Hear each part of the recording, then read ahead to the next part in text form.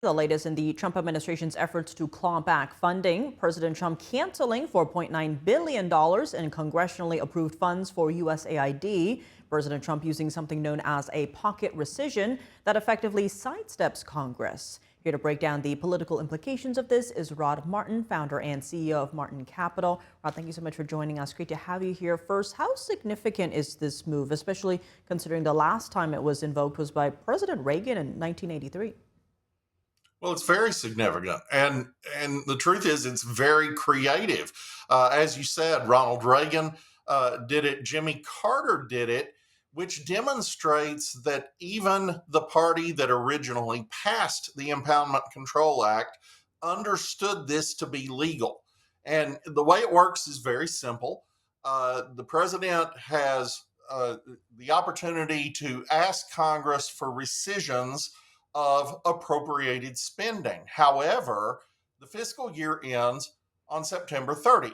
And if he submits that request prior to that, but they don't act within the 45 days leading up to the end of the fiscal year, it's automatically effective. And what this does is it creates an opportunity, if this test case works, for the president to do much, much larger pocket rescissions in future years.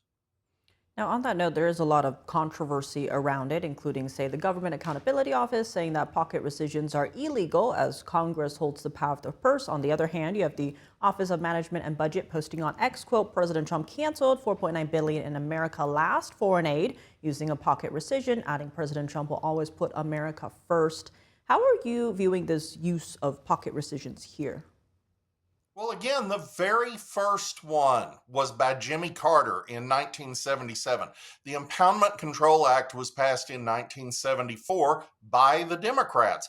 This is a Democrat president with a veto-proof majority in the Senate. He had 68 senators at the time, and he did it, and it was fine. This tells us that congressional intent from the beginning was that this sort of thing would be admittedly creative, but absolutely legal. And I think the president will prevail.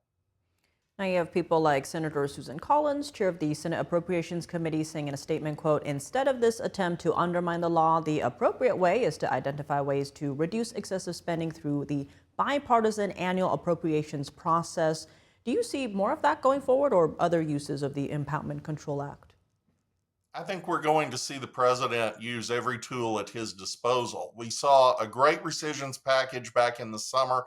It's very effective, not just in terms of the quantity of dollars clawed back, but in terms of their effect. He basically shut down state-sponsored media in the United States, a very big deal. He also shut down a lot of the corrupt slush fund that used to be USAID. This pocket rescission goes after much of the rest of the USAID funding, and the legitimate programs of that corrupt agency have been subsumed under the State Department. Russ Vought, who is the head of the Office of Management and Budget and a wonderful guy and a great friend of mine, is leading the effort to shut down that agency. And this pocket rescission will enable the culmination of that. And Rod, expanding on that, Congress has an October 1st deadline to avert a government shutdown. You already have Democrats hinting at stalling a funding bill if Republicans don't push back against President Trump's pocket rescission.